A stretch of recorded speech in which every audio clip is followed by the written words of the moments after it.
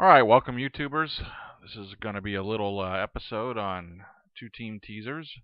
I've got a sort of competitor picker, or whatever you want to call it, handicapper, in the league that kind of has switched most of his picks to two-team teasers. So I wanted to just cover what a two-team teaser is, how it differs from ATS or against the spread, and some other data to look at because it's a little more complicated to exactly nail down a two-team teaser. And I'm going to tell you why. So let me go do a couple definitions. So against the spread is what I normally play. It's just you get a point differential on a game, and that might be if you're a favorite. I've got some examples out there, -10, -5, or it could be a pick'em. In other words, nobody gets any points added to the end of the game. Or you could be an underdog, like +3, +6, any numbers. All kinds of numbers show up. So you're going to make a single bet on the game, and you'll have a payout of normally -110 is a normal payout for an against the spread game. In other words, you bet $11, you'll win 21 back, or a profit of $10. So you bet 11, get a profit of 10 if you win. If you lose, you lost your $11, right? So that's how the rest of it goes to the vig or the casino or the bookmaker. That's how they stay in business. How you stay in business is winning and not losing. So the outcomes, again, on a $1,000 bet, you're either going to win, in which case you profit 909, you lose, you're minus 1,000, or you push, and you get your money back.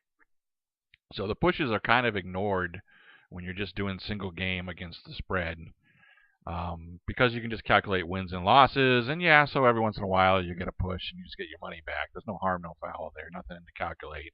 So your win-loss ratio needs to be 52.38 to break even, because of that vig, right? So that's what it works out to. So it's a very common number, 52.4, 52.38, assuming you're getting -110 odds.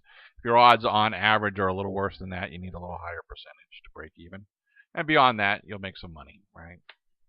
So I'll have to define what a teaser is, and it's sort of like a parlay. I don't want to define a parlay either. I'm just going to say it's theoretically a pick of X number of bets, right, strung together, and you have to win them all in order to win. So I'm going to focus on a two-team. Of course, you could have three-team, four-team, multiple-team, and a 6-point teaser. There's 6 is pretty common, but there could be a 6.5 and a 7. All that changes the math everywhere. But your normal two-team 6-point teaser means you'll pick 2 sets of bets, just like the spread was, but you'll get to add 6 points to each game.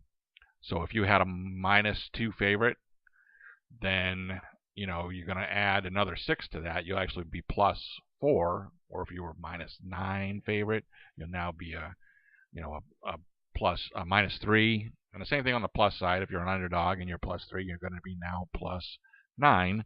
And you add that to both sides of the equation, both bets, and that kind of brings the odds back to -110. So obviously your ATS is, the lines are kind of set to be 50-50, but once you're doing that 6-point kicker, you're going to be at a much higher rate. You'll win those games, but you have to win both of them now, which is only going to happen in theory 1 out of 4 times, unless you move those numbers around, right, to bring it back.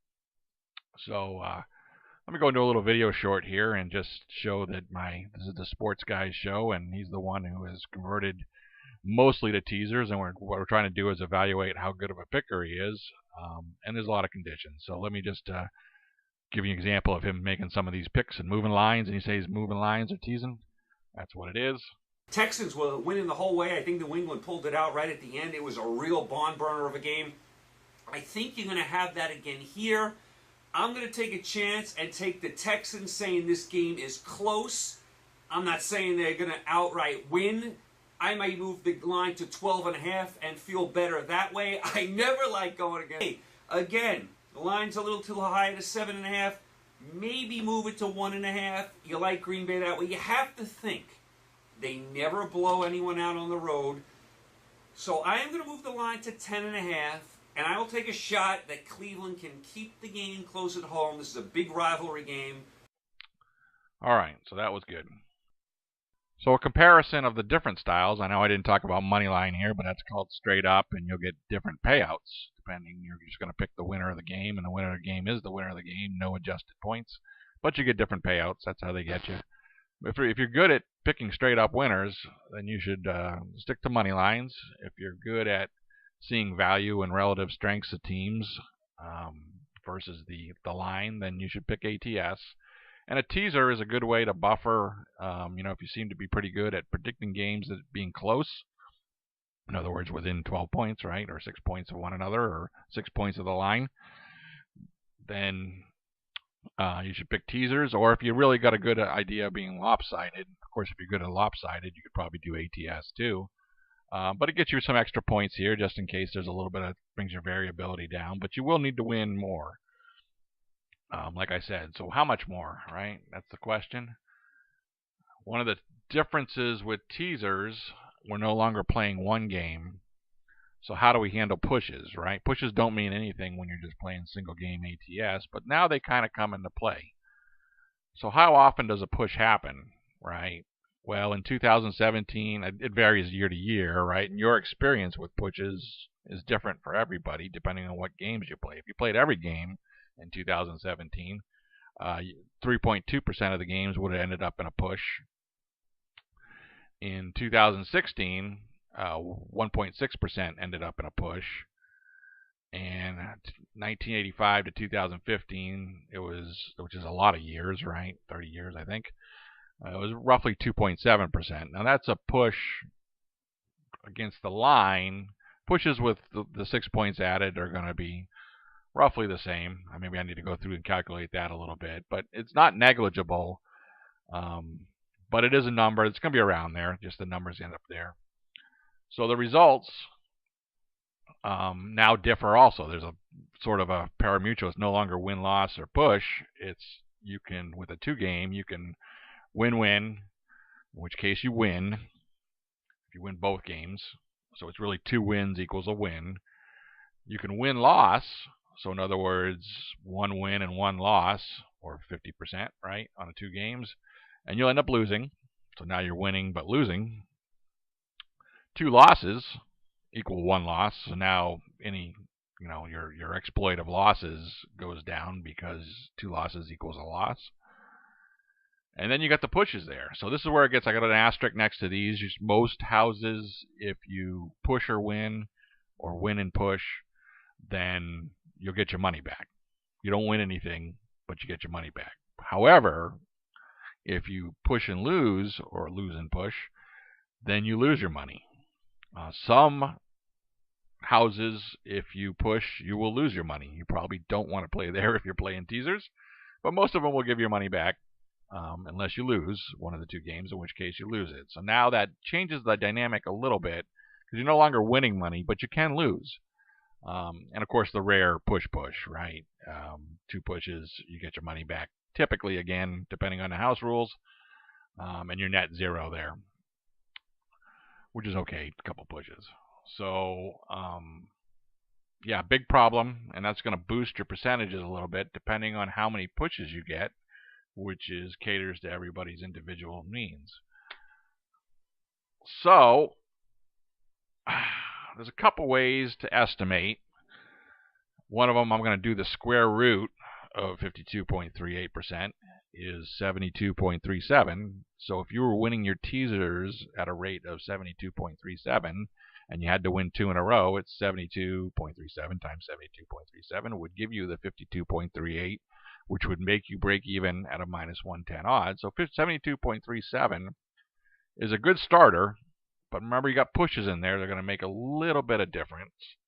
So let me go to Excel, or before I go to Excel, I'll give you the results, which are even at 72.3%, just as an estimate, or 72.4. 11 and 5 is a 68.75% win rate, and 12 and 4 is a 75% win rate. So you need to be better than 11 and 5 and closer to 12 and 4. This reminds me of a video that I first put out. I think the first one on this channel was the water cooler hero, right? Your straight up hero, and how you need to be 11. 11 and 5 might not win you any money. Well, it's the same thing here. 11 and 5 on your teasers might go 68.75, and you should be losing money. In the right-hand side, I've kind of got a couple weeks later what the sports guy put out. He says it's 11 and 5 in week 1, well, and 12 and 4 in week 2, 10 and 7 in week 3. Well, if I just put those together, and there's a lot of teasers in those weeks, that's going to tell you not a winner, because it depends on how you combine stuff, but he doesn't tell you how to combine them. And it ignores pushes, right? So let's go do some results out here in Excel, because I do have a simulation that I put together,